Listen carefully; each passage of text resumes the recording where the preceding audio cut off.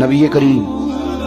صلی اللہ علیہ وسلم فرماتے ہیں کہ ایک صحابی حضور کی بارگاہ میں آیا، عرض کی یا رسول اللہ صلی اللہ علیہ وسلم پریشان رہتا ہوں اپنی آخرت کے لیے، اور یہ بھی بڑا اللہ کا فضل ہے کہ کوئی آخرت کے لیے پریشان۔ حضور میں اپنی آخرت کے لیے بڑی پریشانی میں رہتا ہوں، کوئی ایسی بات بتا دیں کہ رب مجھے نجات عطا کر۔ تو نبی پاک صلی اللہ تعالی علیہ وسلم نے ایک ہی بات ارشاد فرمائی، فرمایا تم اپنے رب کے ساتھ بددیانتی نہ کرنا، اللہ تجھے نجات عطا کر دے گا۔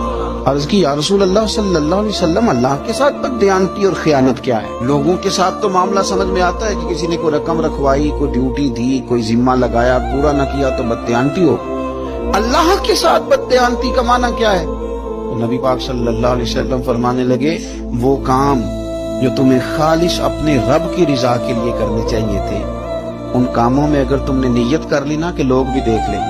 خیر کا بھی تم نے ارادہ کر لیا، حکم دیا تھا اللہ رسول نے، کرنے تھے اللہ رسول